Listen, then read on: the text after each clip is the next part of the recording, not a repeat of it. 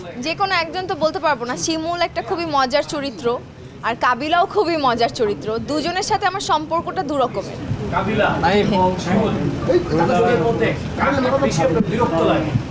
কাউকে বিরক্ত লাগে না, সবাই খুব মজার, ওদের সাথে থাকতে ভালো লাগে।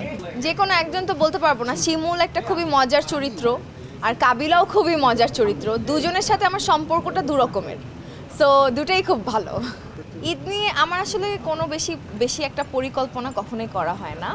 তো ঈদে তো ফ্যামিলির সাথে কাটানো হয়, আমার ভাই, আমার খালামণি, ওদের সাথেই থাকবো, ভালো ভালো খাবার খাবো, এই তো সুন্দর সুন্দর জামা পরবো।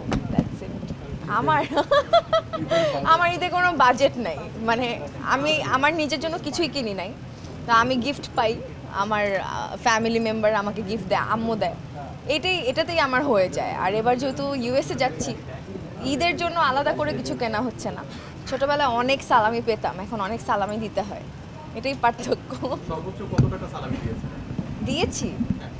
দিয়েছি তো 10-12 হাজার টাকার মতো তো দেওয়া হয়।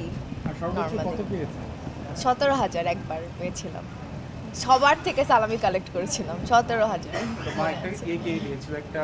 হ্যাঁ, সালামির টাকা দিয়ে আম্মু সবসময়, আগে তো আম্মুর কাছেই জমা রাখা হতো, তো আম্মু দেখা যেত সালামির টাকা দিয়ে কোনো না কোনো কিছু কিনে দিত। আমি কখনো বিদেশি ঈদ করি নাই, তবে এবার কোরবানি ঈদ হয়তো বিদেশে করা হবে। আমার ভালো লাগে না একদমই দেশের বাইরে ঈদের ব্যাপারটা, দেশেই মজা। আমি তো কয়েকদিন আগে ভিকি জায়েদ ভাইয়ের কাজ করলাম, সামনে আমার আরেকটা কাজ আসছে সুমন আনোয়ার ভাইয়ের মির্জা। আমি প্রচুর কাজ করি, তবে একটু বেছে কাজ করার চেষ্টা করি আর কি। ওটা আপনাদের চোখে বেশি পড়ে বিকজ ওনার কাজ অনেক হিট হয়, তাই that's not my fault. Mosharraf করিমের সাথে কাজের অভিজ্ঞতা যদি কিছু। খুবই ভালো অভিজ্ঞতা, এবং মোশাররফ ভাই তো খুবই দুর্দান্ত একজন অ্যাক্টর, আমার খুবই পছন্দের।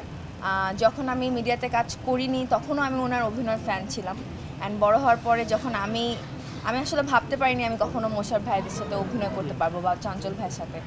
ওনাদের দুজনের সাথে আমার কাজ করা হয়েছে, and I am really excited. উনি খুবই helpful as an actor and co actor, obviously আমাকে খুবই হেল্প করেছে। মির্জা খুবই ভালো কিছু হবে আশা করছি, সো আপনারা সবাই দেখবেন, তারপর জানাবেন। 20 বছর পর নিজেকে কোথায় দেখতে চান? 20 বছর পর? এখন তো আসলে 20 বছর বাঁচবো কিনা সেটারই গ্যারান্টি নাই, নিজেকে কিভাবে দেখবো। আপনার ঈদের সিনেমা হচ্ছে, সেখানে আরফান নিশোর সিয়ামের দুজনের অ্যাক্টর থেকে আপনাকে যদি যে কোনো একজনকে বেছে নিতে হয়, সেটা কাকে বেছে নেবেন? বড় বড় আসলে সবাই যার যার জায়গা থেকে ইন্ডিভিজুয়ালি অনেক বেশি ভালো। নিশো ভাইয়ের ভার্সেটাইলের জায়গায় অনেক ভালো, সিয়ামের একটা আলাদা ব্যাপার আছে। তা আমি তো সবসময় সব সিনেমাই দেখি, এবার দুটোই দেখবো। কেন শুধু একজনকে বেছে নিতে হবে, কেন সবারটা দেখা যাবে? এবার তিনটা অফকোর্স সব বরবাদ না, বরবাদ অফকোর্স দেখবো, সবগুলোই দেখা হবে।